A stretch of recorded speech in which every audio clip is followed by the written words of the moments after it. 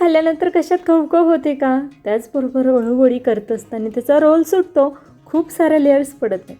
असे जर सगळे प्रश्न तुम्हाला पडले असतील ना, तर आजची अगदी डिटेल आणि सविस्तर रेसिपी तुमच्यासाठी आहे. त्यामुळे पटकन रेसिपीला सुरुवात करूया. सो हाय, मी कविताच किचनमध्ये सगळ्यांचं खूप खूप स्वागत करते. आणि डिटेल परफेक्ट साहित्य असलेल्या रेसिपीज पाहण्यासाठी चॅनलला आत्ता सबस्क्राईब करा. आज आपण भरपूर लेयर्स असलेली कशात खवखव होणारी अळूवडी रोल कसा बनवायचा ते पाहू. त्यासाठी घेतलेला आहे 2.5 वाटी बेसन पीठ. या ठिकाणी हा जो कोळ केलेला आहे तो म्हणजे आपण हिरवी मिरची, लसूण, त्यासोबत चिंच भिजत घातली होती, ती देखील मी यामध्येच तळून घेतलेली आहे. त्यानंतर टाकूया यामध्ये चवीनुसार मीठ. आता या ठिकाणी तुम्हाला जर थोडीशी कुरकुरीत हवी असेल तर थोडंसं या ठिकाणी तांदळाचं पीठ यामध्ये ॲड केलं 1 चमचा तरीही चालणार आहे. परंतु मला खूप जास्त कुरकुरीत आवडत नाही, त्यामुळे मी या ठिकाणी तांदळाचं पीठ स्किप केलेलं आहे. नंतर पाणी टाकायचं, छान असं मिक्स करून घ्यायचं. आता सगळ्यात महत्त्वाची टिप्स म्हणजे अळूवडी खाल्ल्यानंतर कशात खवखव होते, त्यासाठी आपण एक सिक्रेट जिन्नस वापरली, ती म्हणजे आपण या ठिकाणी चिंचेचा कोळ वापरलेला आहे.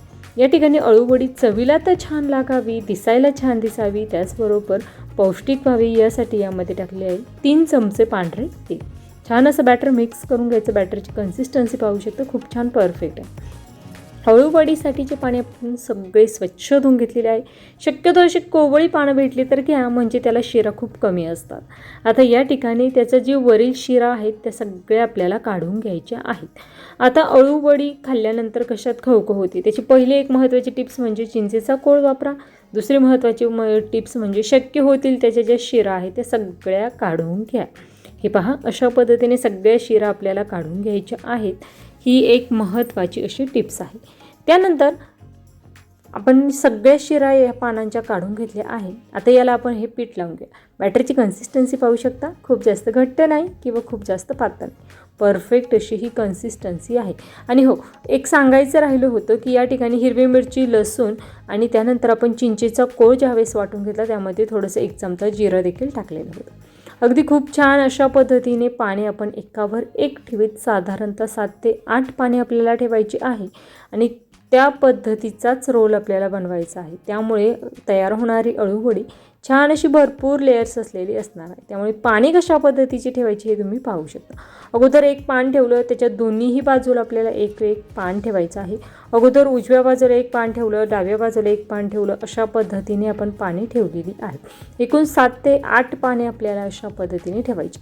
आता त्यानंतरचं जे पान आहे ते आपल्याला वरील बाजूला ठेवायचं. ते देखील आपण अशा पद्धतीने आडवं ठेवले, जेणेकरून गोल आकार याचा तयार होईल. आणि सगळी पाणी व्यवस्थित अशी एकावर एक ठेवली की लेयर्स देखील खूप जास्त पडतात. तुम्हाला ही पद्धत कशी वाटली ते कमेंट करून नक्कीच सांगा. त्याचबरोबर आणखीन खूप वेगवेगळ्या पद्धतीने आपण या तयार केले. साधारणतः 4 पानांची या ठिकाणी मी तुम्हाला एक बनवून दाखवली. अशाच पद्धतीने तुम्ही 7 ते 8 पाने देखील ठेवू शकता. पुन्हा हीच स्टेप तुम्हाला फॉलो करायची. हे पहा, अशा पद्धतीने त्याच्या दोन्ही बाजूला आपण कडा दुमटून घेऊन त्याला पीठ लावलं. पुन्हा तळाकडील जी खालील बाजू होती ती देखील दुमटून त्याला पीठ लावलं. त्यानंतर अशा पद्धतीने छान असं पीठ लावून घेतलं. आणि अशा पद्धतीने वरील बाजूने देखील तुम्ही जर पीठ लावून घेतलं, तुमचा अळूवडीचा रोल अजिबातही सुटणार नाही. तुम्ही पाहू शकता, खूप छान असा अळूवडीचा रोल तयार झाला आहे. अशाच पद्धतीने राहिलेले सगळे अळूवडीचे रोल मी तयार करून घेणार आहे. अगदी खूप छान असे, करायला सोपी, पटकन असे तयार होतात. तर सगळे रोल्स आपले तयार करून झाले आहे. यातील जे मोठे रोल्स आहे ते मी अगदी 7 ते 8 पानांचे केले.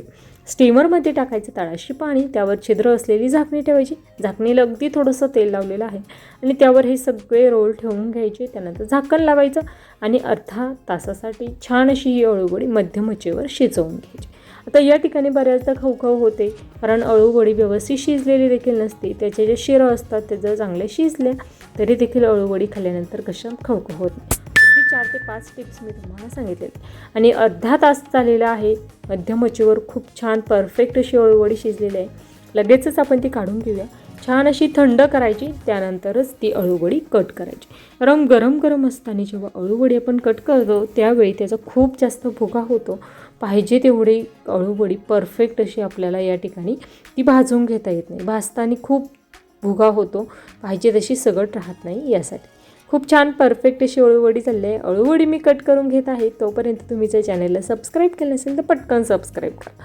कारण सबस्क्राईब करणं हे विनामूल्य तर आहेच, त्याचबरोबर दररोज दुपारी 12 वाजता ज्या नवनवीन रेसिपीज मी यूट्यूबवर टाकते त्या प्रत्येक रेसिपीची नोटिफिकेशन ही तुमच्या मोबाईलवर येईल आणि नवीन रेसिपी कोणती मी यूट्यूबवर शेअर केली आहे ती समजण्यास मदत होईल. पॅन छान असं गरम करून घेतला, त्यामध्ये टाकायची अळूवडी, तेल टाकायचं आणि छान शालो फ्राय मी करून घेते. तुम्हाला डीप फ्राय करायची असेल तरी देखील तुम्ही करू शकता.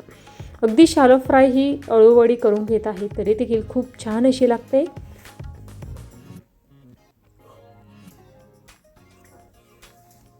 रेसिपी करून पहा, कशी झाली ते कमेंट बॉक्समध्ये कळवा. रेसिपी आवडल्यास लाईक करा, जास्तीत जास्त शेअर करा आणि या व्हिडिओच्या शेवटी आपण काही अशाच छान छान रेसिपीज दिल्या आहेत, त्या रेसिपीज देखील पाहायला विसरू नका.